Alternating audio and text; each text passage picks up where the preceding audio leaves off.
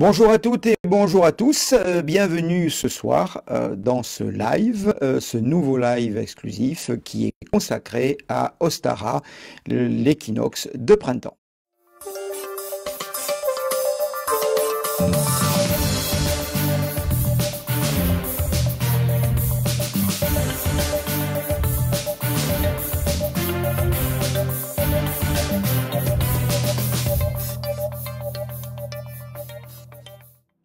Qu'est-ce que Ostara? C'est ce que l'on va voir dans quelques minutes, puisque contrairement au live précédent qui était consacré à l'influence, ce live, lui, va être vraiment uniquement dédié à vos rituels et vos techniques pour fêter Ostara, qui va vous permettre d'accéder à de nombreuses énergies nouvelles, qui va vous permettre d'accéder à d'autres, je dirais, d'autres plans de présence, d'autres plans de conscience, et surtout qui va vous nettoyer. C'est l'entrée dans la nouvelle année du calendrier julien, puisque nous sommes passés au calendrier grégorien dans les années 1570 et quelques, 72 je crois.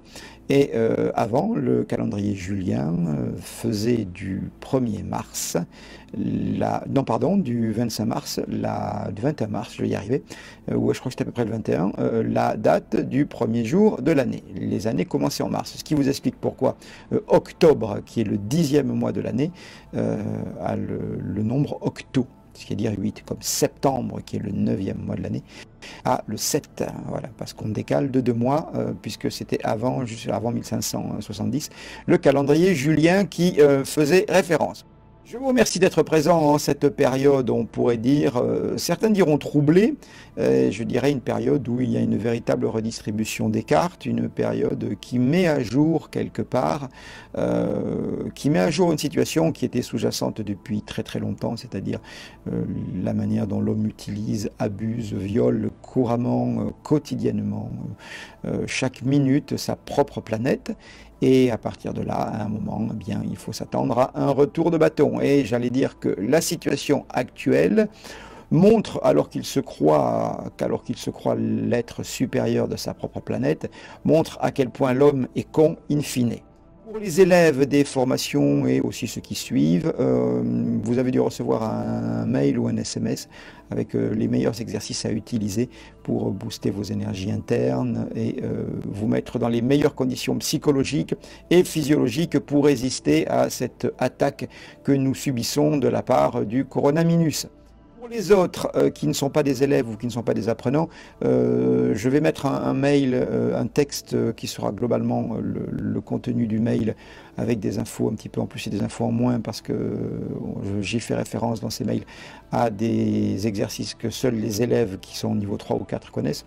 Mais je vais mettre pour ceux qui sont sur le groupe, je pense demain, je n'aurai pas le temps de le faire ce soir, un petit texte vous rappelant les exercices qui sont accessibles à tout le monde et les techniques accessibles à tout le monde pour renforcer votre énergie, donc renforcer votre immunité. Il s'agit de techniques qui ont été travaillées, qui ont été étudiées au niveau électroencéphalogramme, au niveau énergie générale des individus, comme certains types de méditation, et qui permettent d'augmenter les capacités, d'augmenter la température du corps, comme par exemple les techniques qu'utilisent les Tibétains pour ça. Nous allons découvrir Ostara. Alors, Ostara, nous allons le découvrir sous une nouvelle facette, puisque jusqu'à présent, beaucoup d'entre vous connaissaient ça sous le terme printemps, ou certains équinoxes de printemps. Elle sera là le 20 mars à 4h49, donc dans la nuit de jeudi à vendredi. C'est-à-dire que le petit rituel que je vais vous proposer sera au mieux fait dans la nuit de jeudi à vendredi. Vous pouvez aussi le faire dans la nuit de vendredi à samedi et vous avez quand même jusqu'à la prochaine lune pour le faire, son efficacité étant décroissante au fur et à mesure qu'on a passé l'équinoxe. Donc à partir de jeudi soir, donc jeudi le plus tard possible, puisqu'il faut se rapprocher le plus possible de 4h49 de vendredi matin pour votre rituel, c'est là où vous êtes au sommet en termes énergétiques. Mais par contre, vous pouvez le faire le lendemain, le surlendemain, je vais dire l'énergie décroîtra un petit peu, l'efficacité sera un petit peu décroissante, mais ça sera quand même extrêmement efficace, comme vous l'avez vu pour les rituels que vous avez fait pour Yule, que vous avez fait pour différentes fêtes, pour Mabon, etc., etc., etc. On est dans les sabbats, ici, les 4 sabbats qui correspondent habituellement aux équinoxes et aux solstices. Je rappelle que le mot sabbat n'a rien à voir avec les sabbats de sorciers, mais c'est plutôt des fêtes de la nature et des fêtes païennes, mais les fêtes reliées aux esprits de la nature et aux forces de la nature. On n'est pas dans les sabbats avec un H des sorciers et des sorcières du Moyen-Âge. Voilà, je le précise quand même, parce que chaque fois que j'emploie le mot sabbat, certaines personnes ouvrent de grands yeux et d'autres entendent savate parce qu'ils ne connaissent pas le mot, mais ça c'est encore autre chose.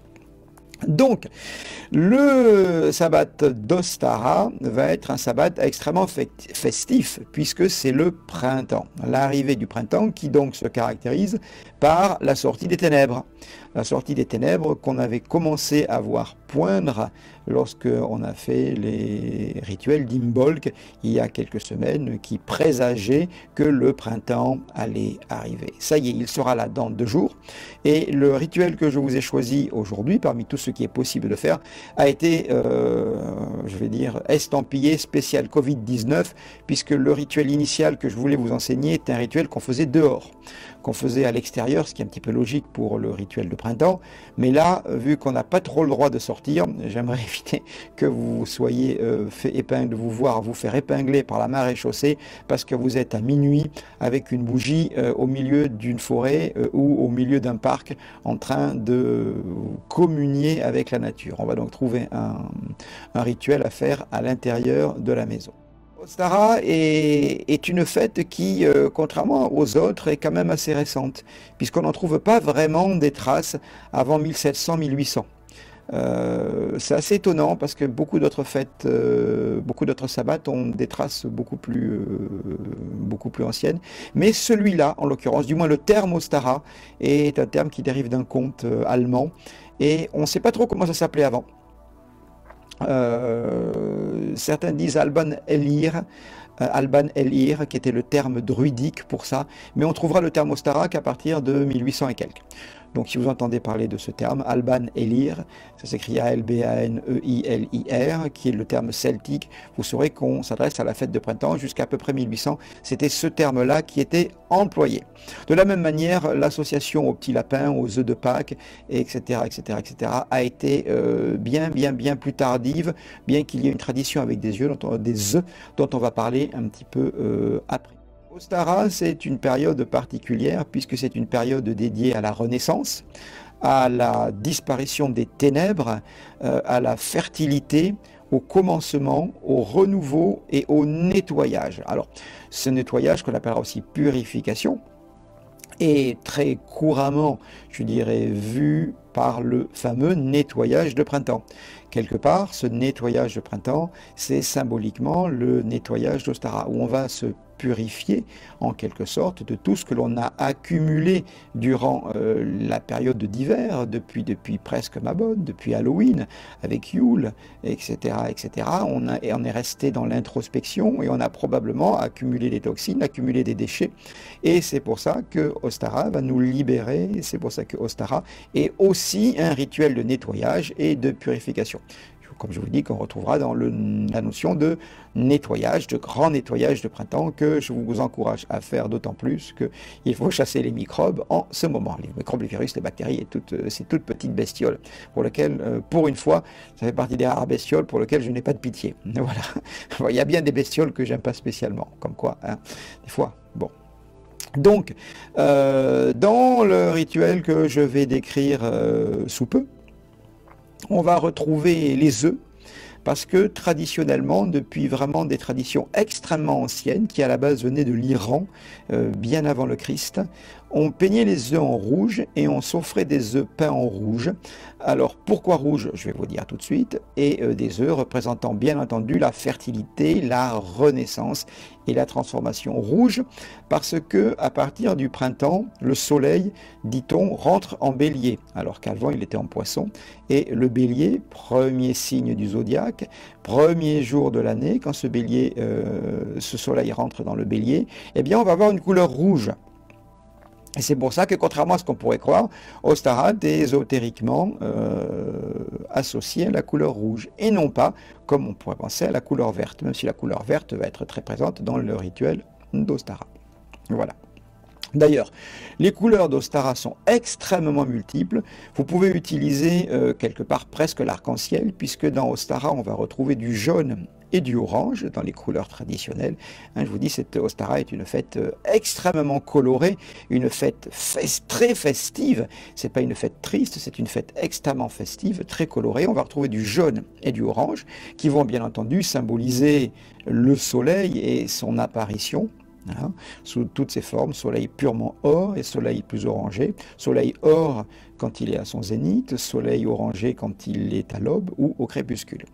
Ensuite, on va trouver le rouge qui, bien entendu, est le bélier. Hein, la couleur rouge pour démarrer l'année, la vivacité, l'énergie.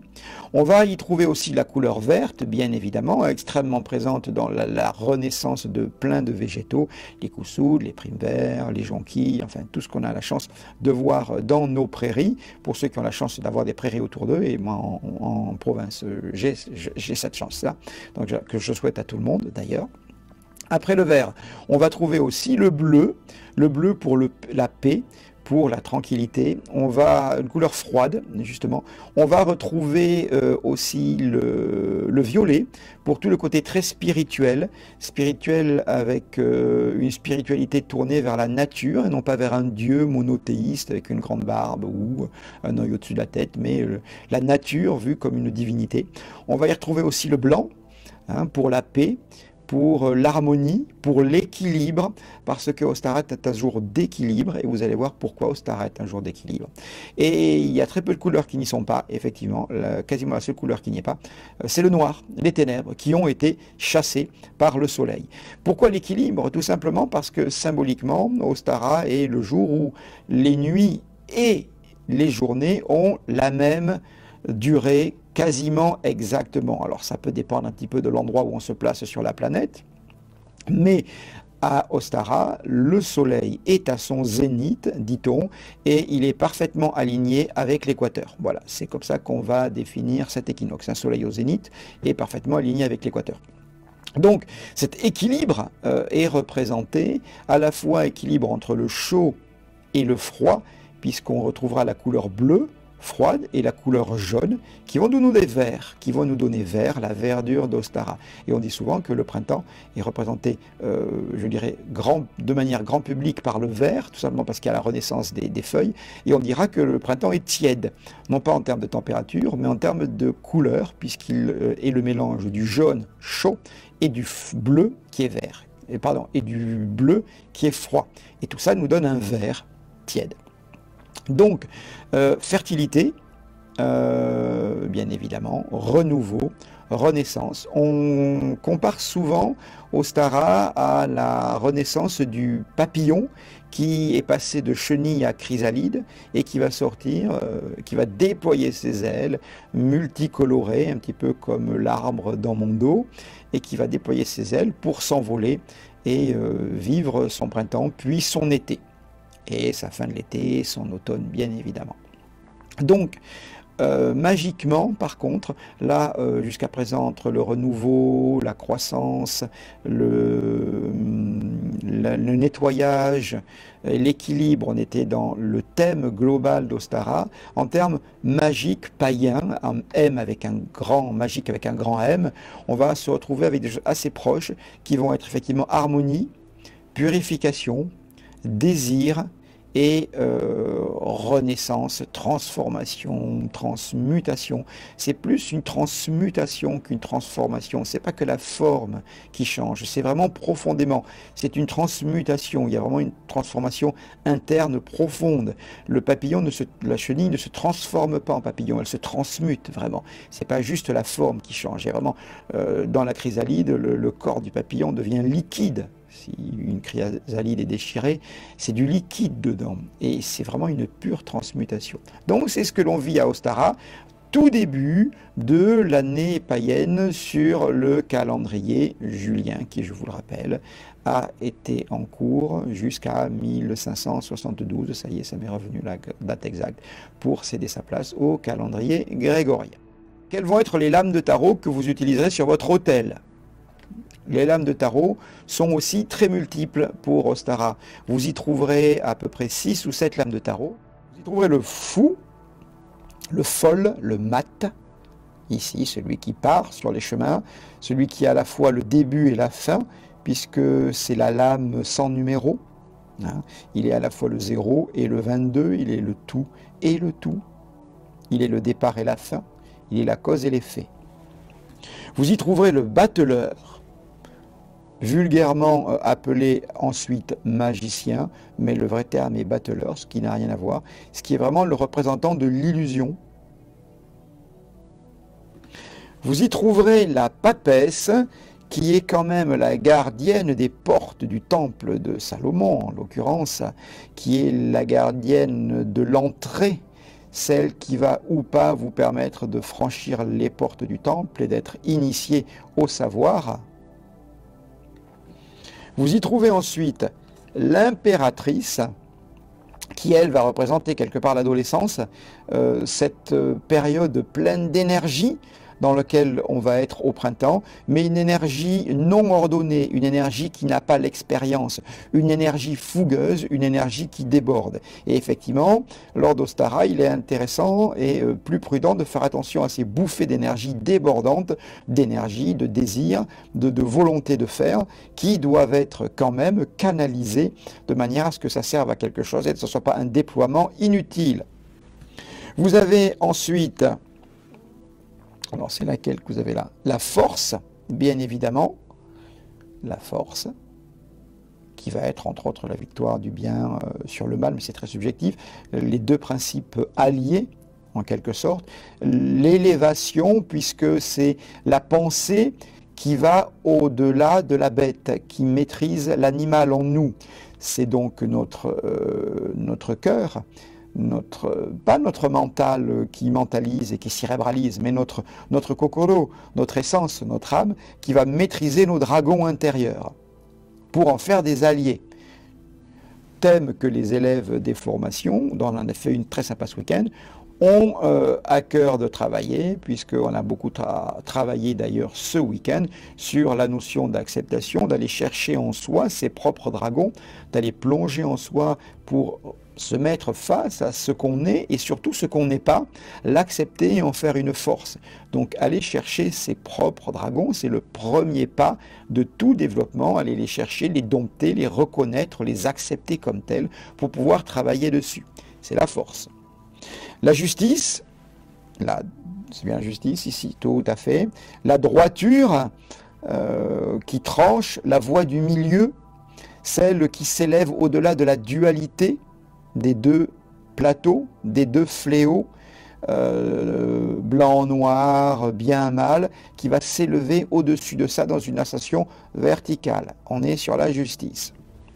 Et enfin, l'étoile, qui est ce qui nous guide dans les ténèbres et qui associe les deux principes de dualité pour les résoudre, mais c'est surtout l'étoile qui nous guide dans les ténèbres. Excellente lame lorsque vous l'avez dans votre tirage. Je répète donc les lames que vous aurez sur votre autel païen, entre guillemets, ou simplement de personnes qui ont envie de communier avec cette nature qu'on a si malmenée et qui en ce moment est en train de passer à la vitesse supérieure pour nous rappeler à l'ordre. Et à mon sens, ce n'est que le début. Rappelez-vous de mes lives précédents où je vous prévenais justement qu'il fallait avoir commencé à prendre un peu plus en compte ça. Et je répète et je répéterai aujourd'hui que développer vos capacités mentales, développer vos ressources ne relève pas du tout du ludique, ne relève pas du confort, ça relève d'une véritable survie. Ça fait au moins 2 ans que je martèle ça à tous les élèves, que je le martèle dans mes livres, que je le martèle dans mes lives, que je le martèle dans mes articles, que développer vos capacités mentales et vos ressources ne relève ni du ludique ni du confort aujourd'hui, alors que c'était peut-être le cas il y a quelques années. Ça relève d'un véritable travail de survie, c'est une dynamique de survie. Vous avez besoin, pour vaincre toutes les épreuves que l'on a actuellement et celles qui nous attendent, de toutes vos capacités, toutes ces ressources que vous avez en vous, que vous avez enterrées parce qu'on avait une vie facile, une vie de confort, une vie dans le déni et une vie de facilité. Et cette vie de facilité, elle commence vraiment à disparaître. disparaître. On est en train de passer à la fin de l'ancien monde pour aller vers un nouveau monde, une nouvelle manière de vivre le monde et un nouveau monde qui éclot, peut-être plus juste, plus respectueux de la planète et de celle qui nous accueille, donc Gaïa. Mais en tous les cas, plus les choses avancent, plus on voit que seuls ceux qui ont des ressources démultipliées, ceux qui savent s'adapter, ceux qui savent utiliser leurs propres énergies, ceux qui veillent à leur alimentation, peuvent survivre. Et de plus en plus, on voit des problèmes à tous les niveaux, et ce n'est encore, à mon avis, que le début.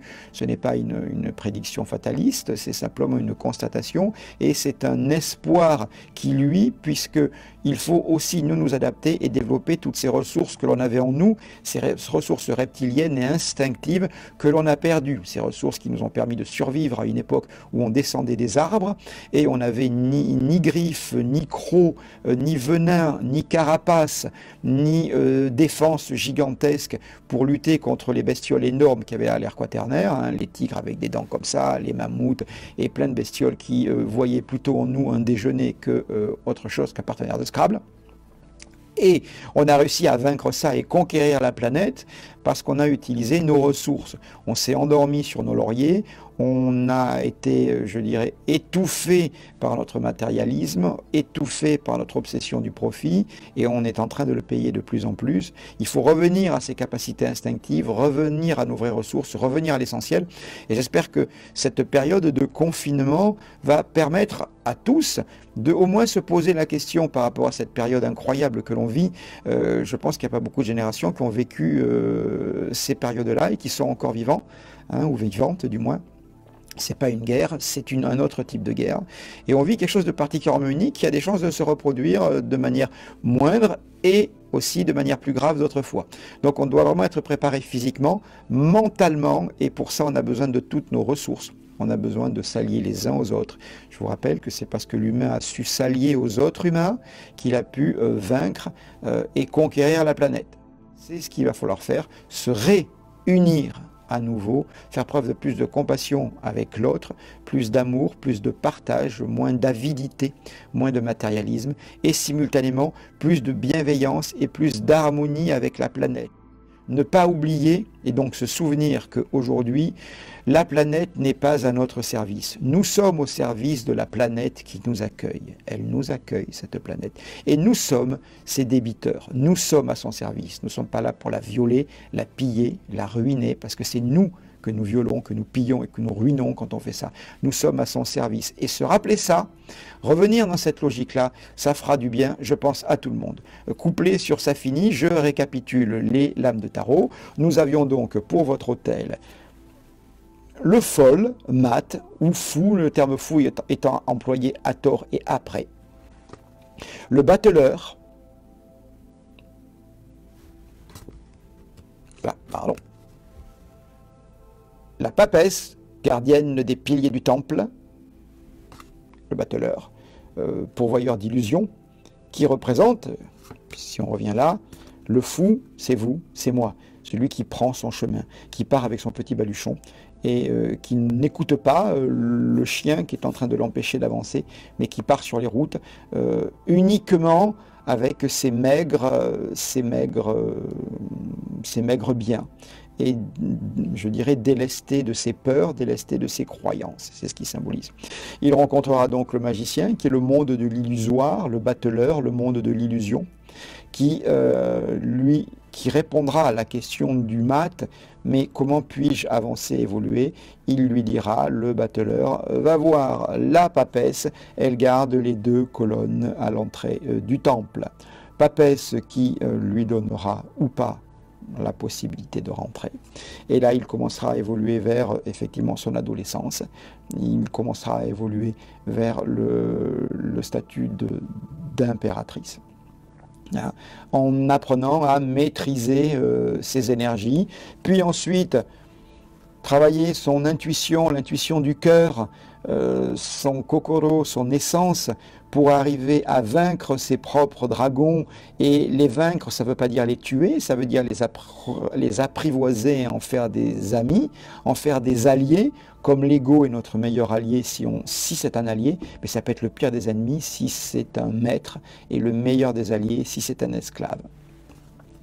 Et il ira dans l'élévation au-delà de la dualité par la justice, l'épée qui monte au centre des deux fléaux qui représentent les deux polarités, les deux pôles négatifs, positifs, blanc, noir, etc., etc., etc., pour arriver à suivre l'étoile et peut-être la rejoindre dans une harmonie totale, puisqu'on a cette eau qui circule entre les deux. Et qui représente l'harmonie, et simultanément on a l'élévation vers cette étoile qui va nous guider, mais on est encore sur la planète, les pieds, mais nus, et donc on a enlevé tous les oripeaux de nos croyances, de nos préjugés, pour vraiment se libérer et avancer. Et ce n'est que le début du chemin. Pourquoi n'est-ce que le début du chemin? Parce que nous sommes au printemps. Et donc au printemps, c'est la renaissance. Et la renaissance passe par la connaissance. C'est un vieux principe. Nous avons vu les lames de tarot. En termes de pierres, quelles sont les pierres que vous pouvez utiliser sur votre autel? Vous pouvez très bien utiliser des pierres rouges. Alors j'aurais en tête le jaspe rouge, j'aurais en tête le rubis. D'autres pierres d'autres couleurs sont aussi associées à Ostarat, comme l'aigle marine, par exemple, et l'hématite. L'agate de feu, hein, rappelez-vous, Agathe the Power. Voilà, c'est l'agate de feu, l'énergie. Voilà les pierres que vous pourrez utiliser. Si vous voulez vraiment faire une vraie soirée Ostara, les aliments, ben, vous ferez des plats à base d'œufs, frais, bien évidemment, de plantes à larges feuilles vertes, des orties, par exemple, qui ont déjà poussé, des épinards sauvages, des asperges sauvages. Vous rajouterez quelques pignons, qui sont tout à fait symboliques d'Ostara. Et vous pourrez aussi vous faire plaisir en buvant de l'hydromel. Vous pouvez vous faire des gâteaux au miel. Vous pouvez vous faire des crêpes au miel. Les crêpes venant un petit peu d'Imbolc, mais on peut les garder encore, mais plutôt sous forme de brioche. Hein. Plutôt brioche que crêpe, mais dans certaines traditions, la crêpe au miel est acceptée pour Ostara. Voilà. Ça sera vos plats du soir pour Ostara. Quant aux parfums, les parfums ils sont assez multiples et les huiles essentielles, vous pouvez utiliser du jasmin, vous pouvez utiliser de la rose, vous pouvez utiliser des parfums comme ça très fleuris pour Ostara, de l'amande poivrée aussi, c'est assez utilisé dans les rituels d'Ostara. Alors il suffit de mettre 1-2 gouttes de rose par exemple sur vos bougies, de manière à ce que quand elles se consument, les mèches, eh bien, la cire dégage une bonne odeur. C'est bien plus sain que d'acheter des bougies déjà parfumées artificiellement qui émanent dans votre pièce des composés synthétiques dont on ne connaît ni l'innocuité ni la nocivité parce qu'on ne sait jamais trop d'où elles viennent. Voilà. Et puis il faut dire un peu, ça pue quand même, hein, ces bougies aromatisées. Je ne sais pas ce que vous en pensez, mais moi je trouve que ça pue vraiment. Bon.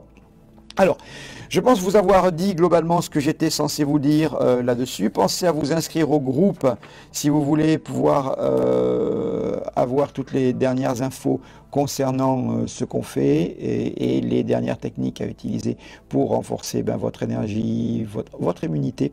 Et là, je parle vraiment d'un point de vue santé, j'emploie le terme réellement. De nombreuses études ont montré comment la focalisation mentale, comment la méditation et comment certaines techniques respiratoires booster vraiment l'immunité, ne serait-ce que par un apport en oxygène, une meilleure circulation. Donc on n'est pas du tout dans des choses fantaisistes, on est dans des techniques qui ont été scientifiquement validées, ne serait-ce que la méditation, l'évocation mentale en l'occurrence, que le grand public connaît souvent sous le terme de visualisation. Les pierres que j'avais oublié, le rubis, bah oui, jade rouge, rubis, bien sûr. Et vous avez aussi l'héliotite.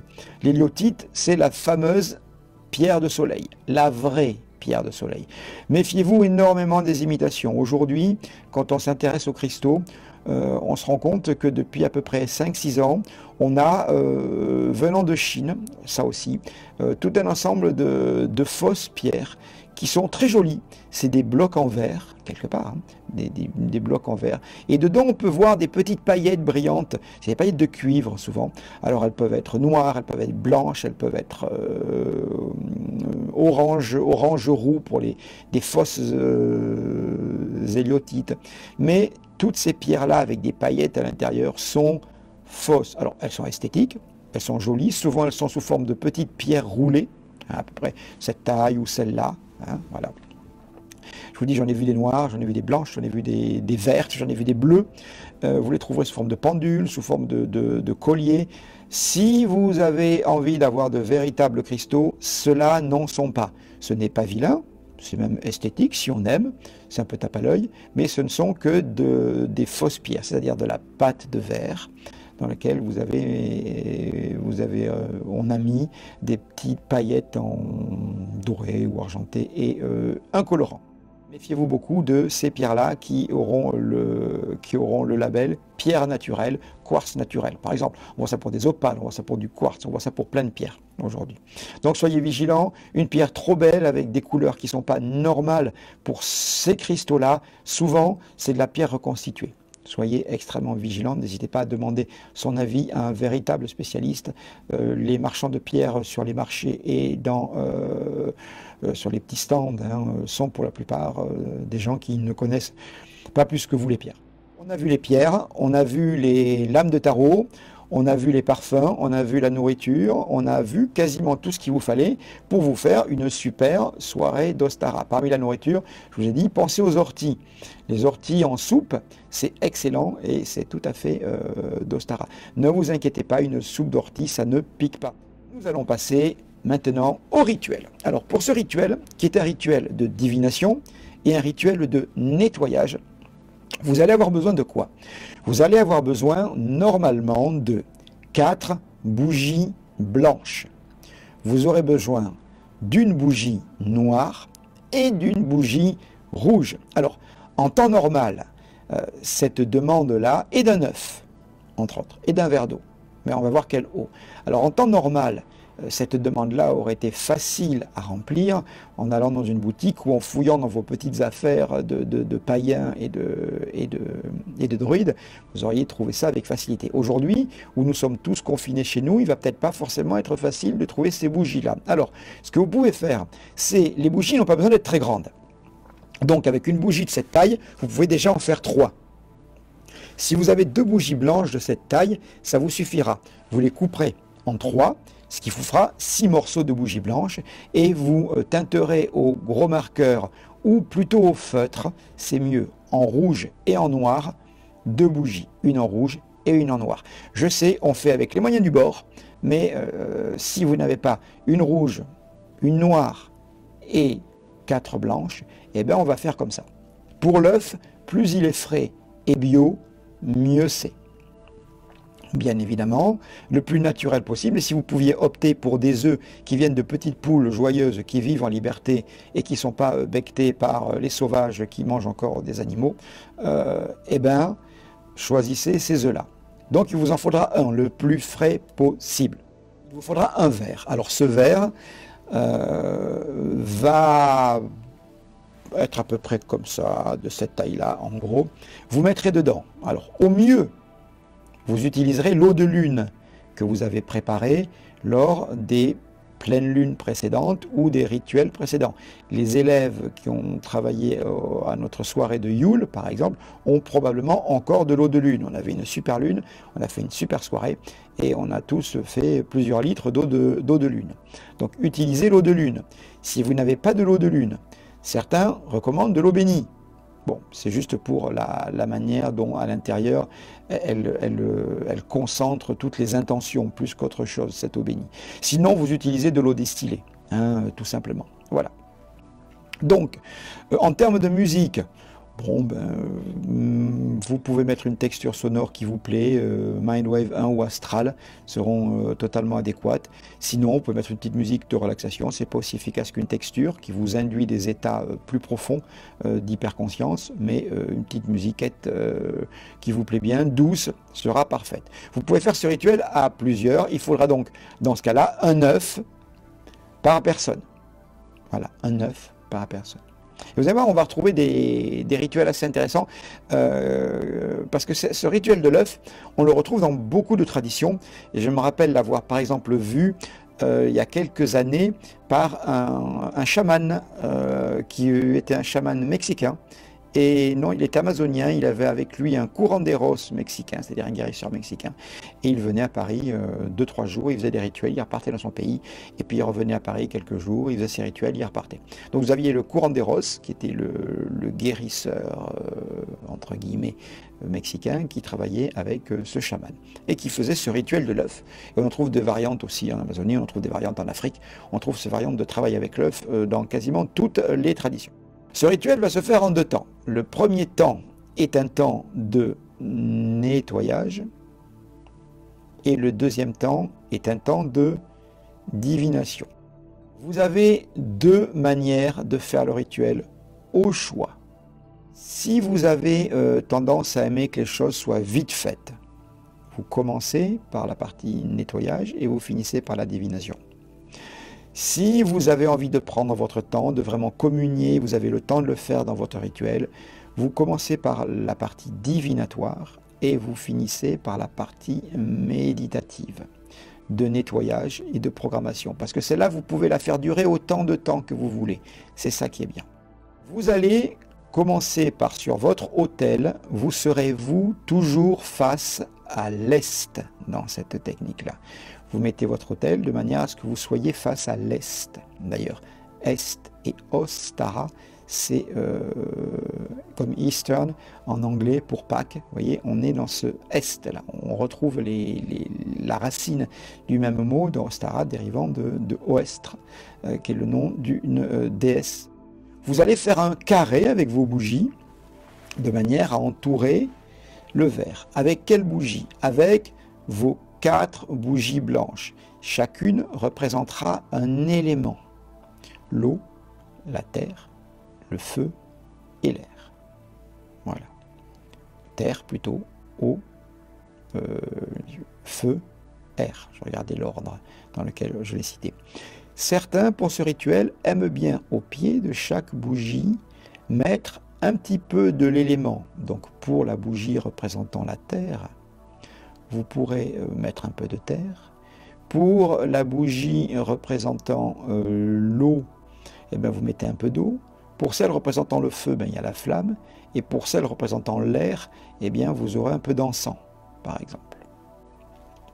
Ou alors, si vous voulez mettre pour le feu, vous pouvez mettre un charbon, si vous voulez. Alors, normalement, les bougies sont placées de manière à être chacune face à un point cardinal.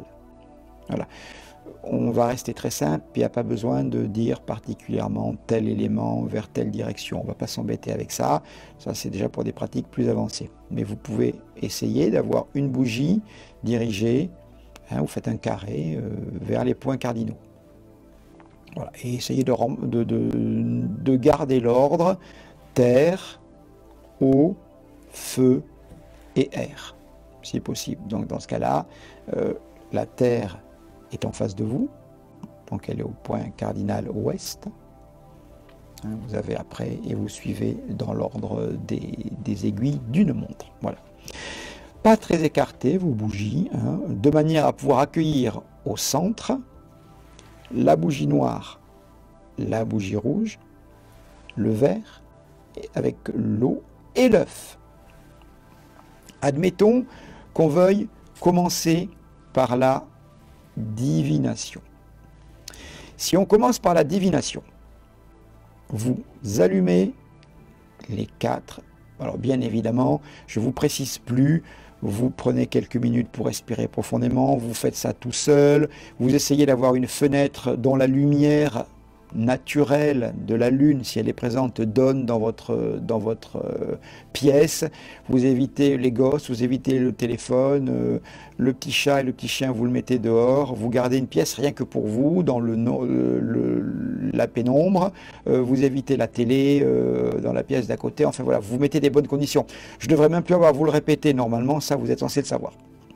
Donc, on est sur le rituel vraiment à la base. Toutes les conditions, vous regardez les autres lives si vous voulez revenir là-dessus sur les basiques. Vous allumez vos bougies toujours dans l'ordre, dans le sens des aiguilles d'une montre. Donc là, là, là, là. Donc vous commencez par la terre, bien évidemment. Et vous dites, je t'allume au nom de la terre. Je t'allume au nom de l'eau. Je t'allume au nom dans ce cas-là, du feu. Je t'allume au nom de l'air. Voilà. C'est symbolique. Chaque bougie allumée, vous visualisez dans votre tête chaque élément. Voilà. Vous avez donc, pour l'instant, 4 bougies allumées. Au centre, 2 bougies rouges et noires, noires à gauche, rouges à droite, à votre gauche, à votre droite, qui ne sont pas allumées. Entre, vous avez un verre d'eau avec un œuf. Vous allez concentrer votre regard sur l'œuf qui est devant le verre, c'est-à-dire qu'il y a vous, l'œuf et le verre. Hein, on est bien d'accord, vous, l'œuf et le verre. Enfin, entre, il y a une bougie, bien évidemment. Il y a donc vous, une des bougies blanches allumées, l'œuf, le verre. Et autour du verre, les 2 autres bougies noires et rouges. Noir, rouge. Vous visualisez, vous fixez l'œuf et vous essayez de faire le vide réellement pendant quelques petites minutes. Si votre bougie n'est pas trop grande, ça sera assez intéressant de voir que l'œuf, quelque part, sera derrière la flamme de la bougie. Si vous pouvez faire en sorte dans vos positions que l'œuf soit derrière la flamme de la bougie, ça serait bien. En gros, que depuis votre angle de vision, ça se superpose. Donc vous allez fixer votre regard sur l'œuf, et si entre vous avez la flamme de la bougie qui vient se superposer à l'œuf, c'est encore plus génial. Ça dépend de la hauteur de la bougie. Si vous faites une demi-bougie, vous y arriverez comme ça. Vous prenez 3-4 minutes. Voilà. Ensuite, ce que vous allez faire, c'est une technique assez particulière, assez rituelle. Vous allez, avec la main gauche, qui est celle du cœur, et celle qui absorbe pour un homme, et la main droite pour une femme, prendre l'œuf.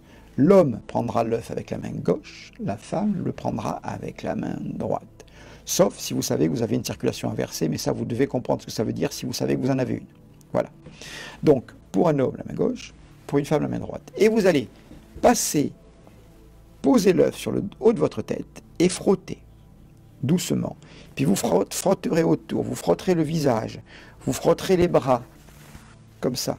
Le torse, vous ne pouvez pas frotter ce bras. Ouais, je sais. C'est pour ça que des fois ce rituel se fait à 2, où le chaman lui-même frotte l'œuf sur vous. Les jambes, le dos, les pieds, le corps. En imaginant à chaque respiration, les yeux fermés, que tout ce que vous avez en vous qui vous déplaît doit partir dans l'œuf. Voilà, vous frottez, ça prend 5-10 minutes, vous prenez bien le temps, faites ça en conscience. Lorsque c'est fait, vous prenez l'œuf et vous le cassez dans le verre. Prenez l'œuf et vous le cassez dans le verre. À partir de là, verre qui est bien entendu à moitié rempli d'eau à la base. Voilà, donc l'œuf va se diluer dans l'eau. En général, le jaune reste intact. Voilà. À partir de là, vous allez prendre le verre avec la main gauche, prendre la bougie qui est face à vous, la poser en face de vous, de manière à former un triangle avec les bougies blanches. Vous l'alignez avec les 2 bougies blanches devant vous. Ce qui fait que les 3 bougies feront un triangle, une pointe et 3. Vous posez à nouveau devant, ici, votre œuf. Et vous vous reculez un peu, et vous allez focaliser votre regard sur l'œuf, sans cligner des yeux, ou en clignant le moins possible des yeux, un peu comme quand vous êtes en zazen, en méditation. Vous allez vous placer comme ça, et vous allez avec la tête droite, garder les yeux focalisés sur l'œuf. Et vous allez laisser venir et monter les impressions qui viennent en vous. Les contacts, les bruits, les sensations, les odeurs, toute manifestation des flux extérieurs et des flux qui vous environnent et du petit peuple qui vous environne vont pouvoir éventuellement se manifester par des odeurs, des bruits, des émotions, des sensations, des craquements, des contacts. Pour ceux qui savent faire zazen, vous vous mettez dans la même position, sauf que c'est un zazen assis sur une chaise quelque part. Pour les autres, les mains sont posées comme ça, la main gauche dans la droite pour l'homme, la main droite dans la gauche pour la femme. la tête droite et le regard qui plonge, c'est pas la tête qui descend, la tête est droite et le regard plonge. Vous focalisez sur votre œuf. Et vous allez voir que votre vision va devenir grise, va changer et il va apparaître des images, des sensations, etc., qui sont des images de votre passé ou de votre présent ou de votre futur. C'est la partie divinatoire. Vous ne bougez pas, vous imprégnez toutes ces images, vous les mettez en mémoire, vous les noterez plus tard. Il y a une variante sur ça qui consiste à mettre votre œuf dans de l'eau qui vient juste de bouillir. C'est une variante aussi qui dirait que vous avez une bouilloire à côté et quand votre œuf est prêt à être cassé, vous avez l'eau qui est bouillante, vous versez ça dans votre verre, attention à choisir un verre qui va résister à ça, et vous cassez l'œuf mais d'au-dessus de loin d'en haut et vous le laissez coaguler dans l'eau pour faire des formes diverses. On appelle ça l'oomancie. Voilà, oomancie. Oumancie, des fois. Certains disent oumancie pour les deux O ou oomancie. La partie divinatoire a été faite. Vous avez, dans votre tête, récupéré les informations qui étaient importantes pour vous, que vous deviez recevoir par cette partie divinatoire. La partie purification va se faire d'une deuxième manière. Vous allez commencer par allumer la bougie noire. Main droite, main gauche, on s'en fiche. Cette bougie noire, vous allez l'allumer non pas avec un briquet, mais avec la bougie que vous avez déplacée tout à l'heure, qui a formé le triangle, celle qui était devant vous au départ. Donc terre, eau, feu.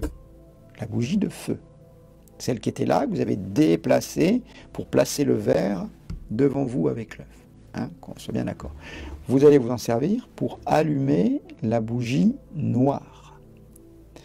Vous éteignez la bougie non pas en soufflant, mais soit avec les doigts en pinçant, soit avec un petit éteignoir, ou soit en appuyant quelque chose dessus, quelque chose d'incombustible, parce qu'on ne souffle pas une bougie dans les rituels, parce qu'on n'oppose pas l'élément air à l'élément feu.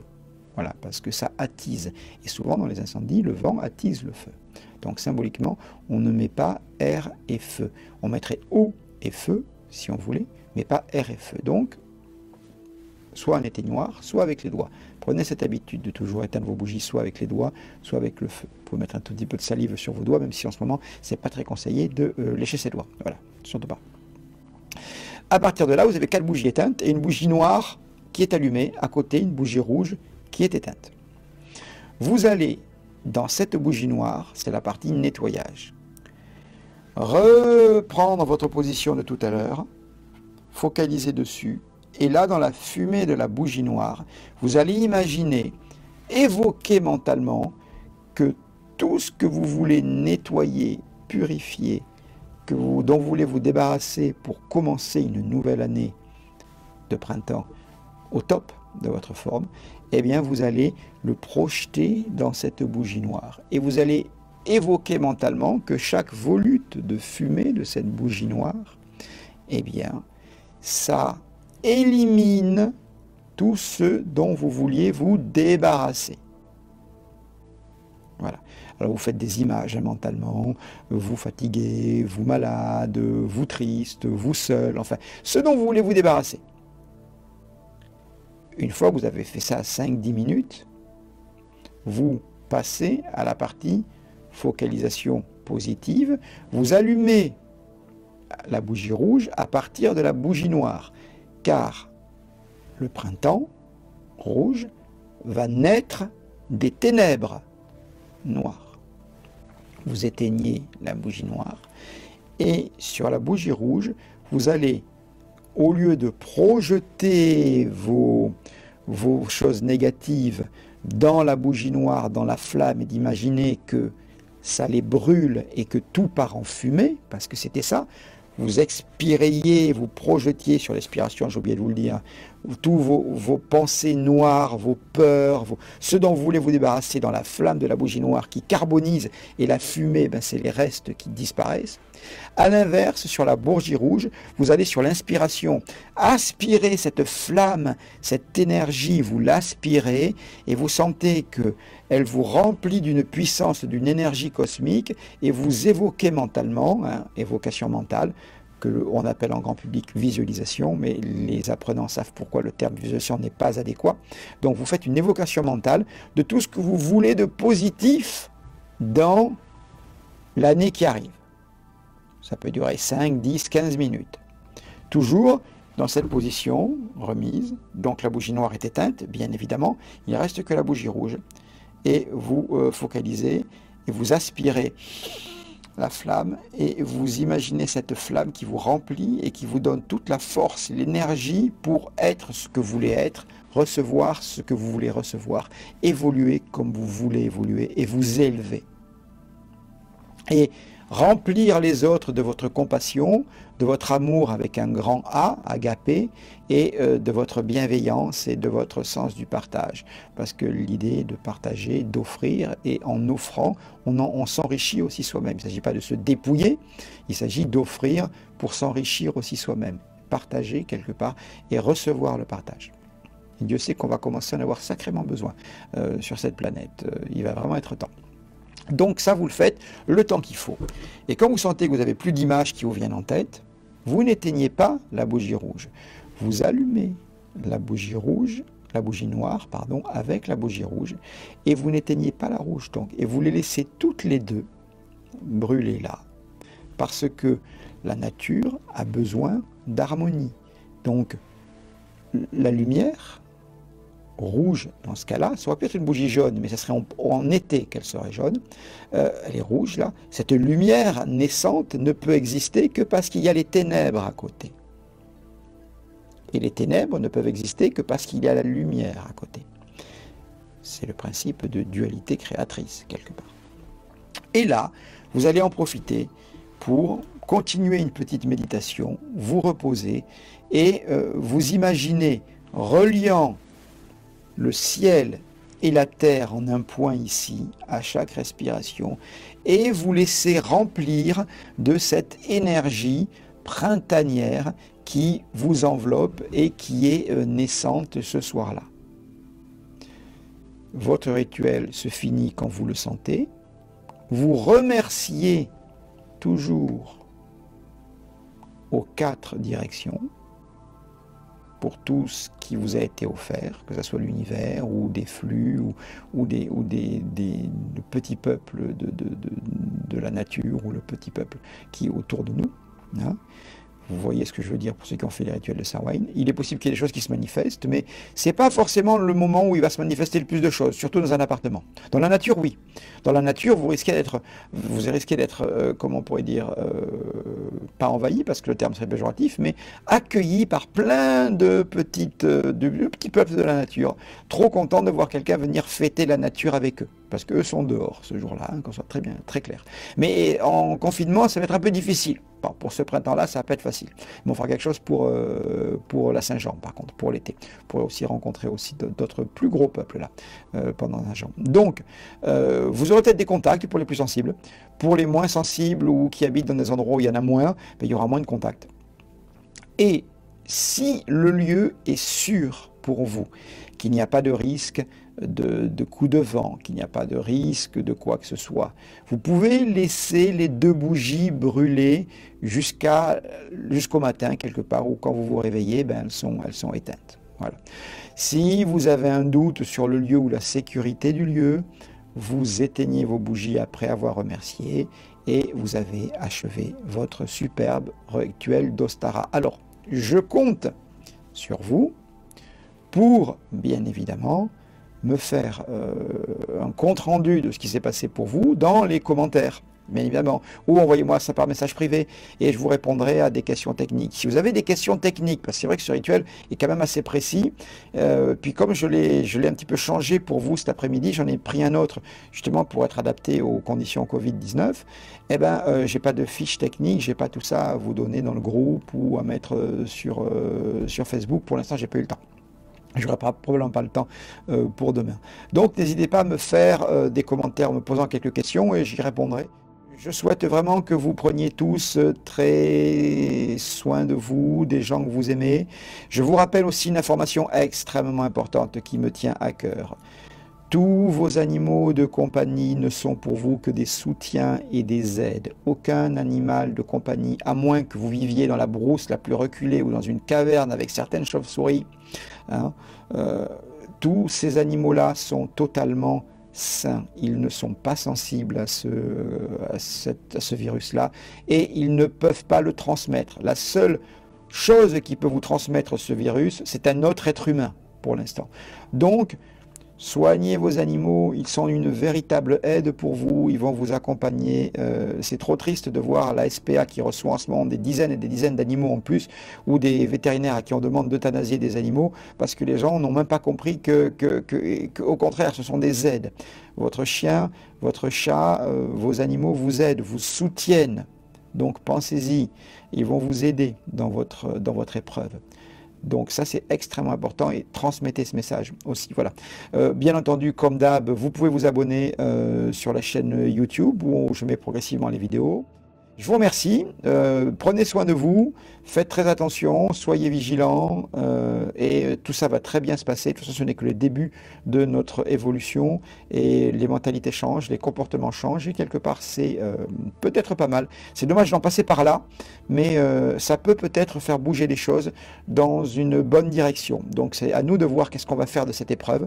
Est-ce qu'on va la subir bêtement pour recommencer comme des cons, le nez dans le guidon, comme il a été fait en 2008, quand les banques ont même pas compris le signal du crack pour aller encore plus profond dans la connerie?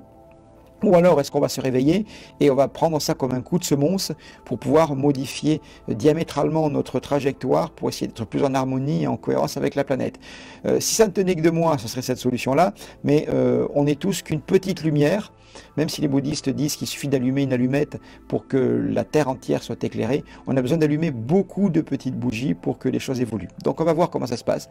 Dans mon fort intérieur, je pense que ça va bien se passer, que on va tous très bien s'en sortir, hein, mais ça nécessite aussi d'avoir des prises de conscience. Profitez de cette période pour réfléchir sur le pourquoi, le comment de votre vie, et si cette course, des fois pour certains, pas pour tous, loin de là heureusement, cette course à la productivité, à l'argent, à la compétitivité n'est pas la pire connerie et une manière pour nous aussi de creuser notre tombe à vitesse grand V. Voilà. Je vous souhaite le meilleur, n'hésitez pas à me contacter si vous avez envie d'avoir d'autres renseignements ou pour me donner des petits commentaires sur vos rituels, ça me fera toujours très plaisir. Je vous souhaite à tous la meilleure santé possible parce que c'est le principal aujourd'hui et vous dis à très bientôt, donc dans à peu près une quinzaine de jours pour un nouveau live dont j'ai le secret. À très bientôt, bye bye.